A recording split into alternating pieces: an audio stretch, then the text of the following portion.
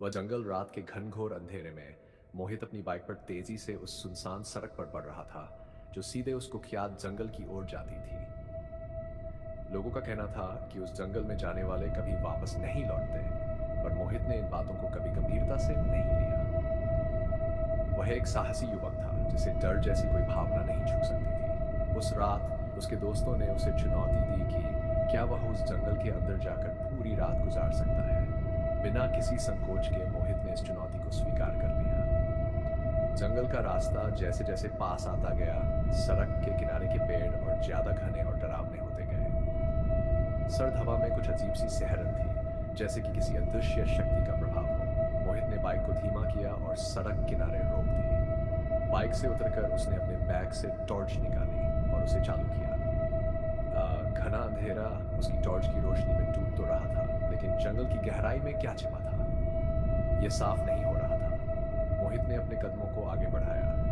पेड़ इतने ऊंचे और घने थे कि आकाश की तरफ नजर उठाने पर केवल काले साए ही दिखाई देते थे। कदमों की आवाज जैसे पूरे जंगल में गूंज रही थी, पर उसके साथ ही एक और आवाज सुनाई देने लगी, पत्तियों की सरसराहट, जैसे कोई पीछे पीछे चल रहा हो। मोहित ने मुड़कर देखा, लेकिन वहां कोई नहीं था।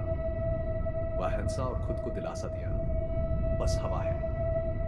जंगल में और अंदर जाते ही उसे एक पुरानी हवेली के अवशेष दिखाई दिए। दीवारें टूट चुकी थी, लेकिन हवेली की संरचना अब भी भयावह लग रही थी। लोगों का कहना था कि इस हवेली में कई साल पहले एक अमीर जमींदार और उसकी पत्नी रहते थे। एक रात अचानक उनकी रहस्यमय मौत हो गई और तब से इस हवेली को शापित माना जाता था।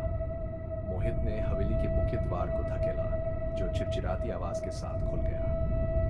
अंदर की हवा भारी थी और चारों ओर धूल जमी हुई थी। कमरे के बीचों बीच एक पुरानी मेज थी जिस पर कुछ अजीब निशान थे। जैसे ही मोहित ने उन निशानों पर हाथ रखा, उसे अचानक ठंडक का एहसास हुआ, जैसे किसी ने उसकी कलाई पकड़ ली हो। उसने जल्दी से अपना हाथ पीछे खींचा और चारों ओर देखा, पर कोई नहीं था। उसकी सांसें तेज हो गई, लेकिन उसने खुद को शांत किया और आगे बढ़ा। हवेली के अंदर अजीब अजीब सी आवाजें गूंजने लगी, जैसे किसी औरत की सिसकियां। मोहित ने उन आवाजों को नजरअंदाज करने की कोशिश की, लेकिन वह आवाजें तेज होती गईं। उसकी टॉर्च की रोशनी बार बार झपकने लगी, जैसे उसकी बैटरी खत्म होने वाली हो।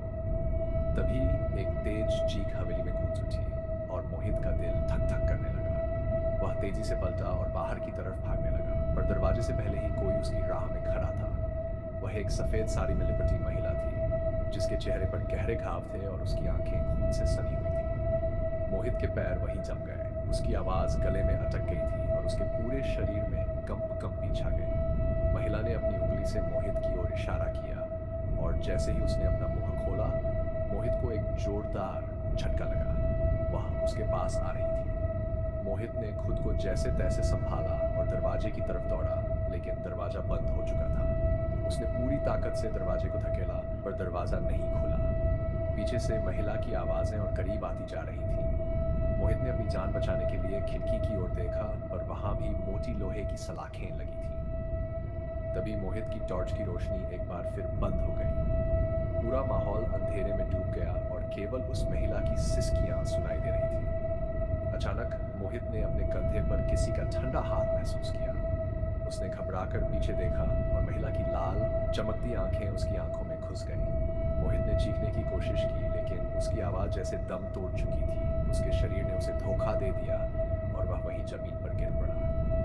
अगली सुबह जब मोहित के दोस्त उसे ढूंढने जंगल आए, तो उन्हें उसकी बाइक सड़क किनारे खड़ी मिली। जंगल के अंदर जाने पर उन्हें वह हवेली मिली और उसके दरवाजे के पास मोहित का जूता पड़ा था, लेकिन मोहित का कोई निशान नहीं था। उसके दोस्तों ने उसे हर जगह ढूंढा, लेकिन वह ऐसे गायब हो चुका था जैसे कभी था ही नहीं। लोगों का कहना था कि मोहित उस शापित जंगल का एक और शिकार बन गया था।